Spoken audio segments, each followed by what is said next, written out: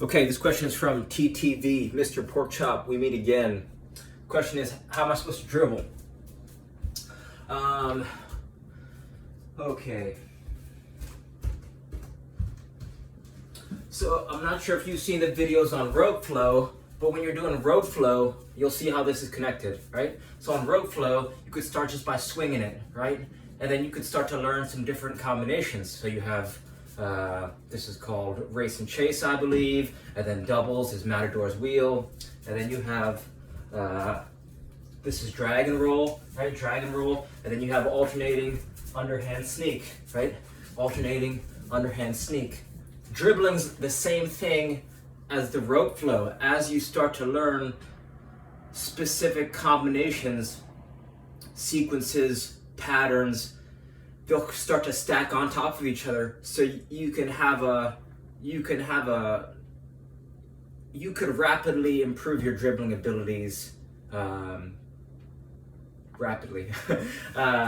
Right, so here's the foundation of one. If you really want to take your game to the next level, a simple dribbling sequence goes like this. You go outside, outside, inside, outside, inside, outside, outside, inside, outside, inside.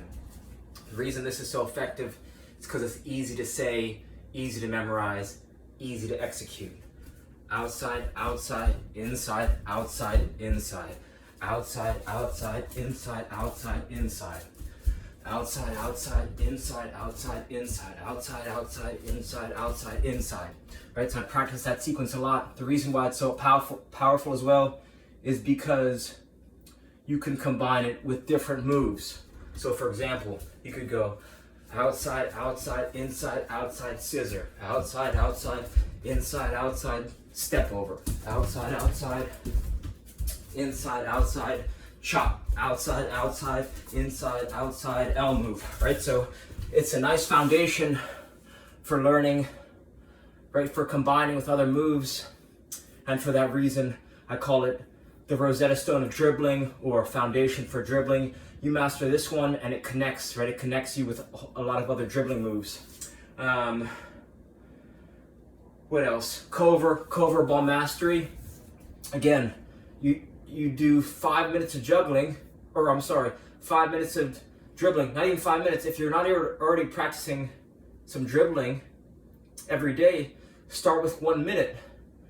Develop the consistent habit, right? Spend a few minutes warming up, spend some time juggling, spend some time dribbling, and then cool down, right? Develop the consistent habit and just make it part of your daily, your soccer routine, a meditation, something that you can find peace and joy in. I would use a small ball to improve my dribbling. I went to this skills trainer named Tom Turnbull when I was the worst player on my team, and he helped, we did the same things every practice. One of them was dribbling sequences, and we often use smaller balls. I compare it to adjusting the sensitivity when you're playing Call of Duty or Halo. When you make the sensitivity much higher, at first it's harder, right? Your gun's swinging all over the place, but as you start to adjust, you can better manipulate, your vision on the field. And I think that's similar to having a small ball. At first it's harder, but then as you become more comfortable with a smaller ball, you can, increase your competitiveness. Right, so those are two habits. One is use a small ball. Second is outside, outside, inside, outside. Third is cover ball mastery. If you search cover, COERVER, ball mastery they got an app and there's some videos on YouTube. Just learn one move, one move a week, one ball mastery move a day, right? If you got a bold goal, you could even learn one a month, right? That's still 12 ball mastery moves in a year. So you got to start somewhere. And then fifthly, I would also combine the dribbling and the juggling. They're very connected, right? Think about the rhythm it takes to do a controlled, right, left, right, left, right, left, similar to a dribble, right? Outside, inside, outside, inside, outside, inside, outside, inside. So, you know, they say the things that fire together, wire together in the brain. So when you're juggling and dribbling, you know, you could create like a circuit, warm up, spend some time juggling, then you're spending some time doing some dribbling sequences, and then back to juggling, right? So you can play around with not getting too bored, or kind of creating a personalized routine that you cultivate over time. Right? I've been hacking away at this for the past 27 years, so you're just always getting better, improving. You know, you want to dribble where it's safe. I used to take the ball around the city, New York City, and it's kind of, I've started to develop like a skip, right? So it's like a skip. You're kind of skipping and you're dribbling the ball at the same time. And I often use a drag, step, or drag, and then cut it back with the outside of my foot, right? So it looks something like this.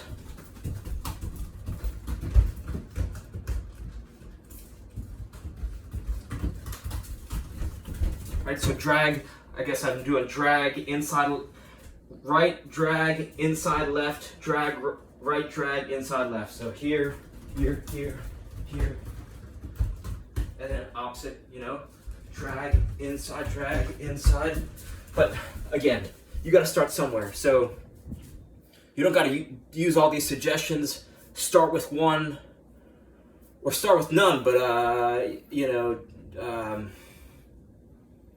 juggling.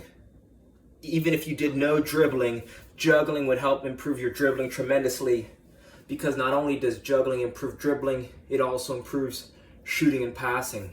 So a good rule of thumb is, maybe this is rule 6 for you, I like to carry a tennis ball around so that you can start to passively get some touches,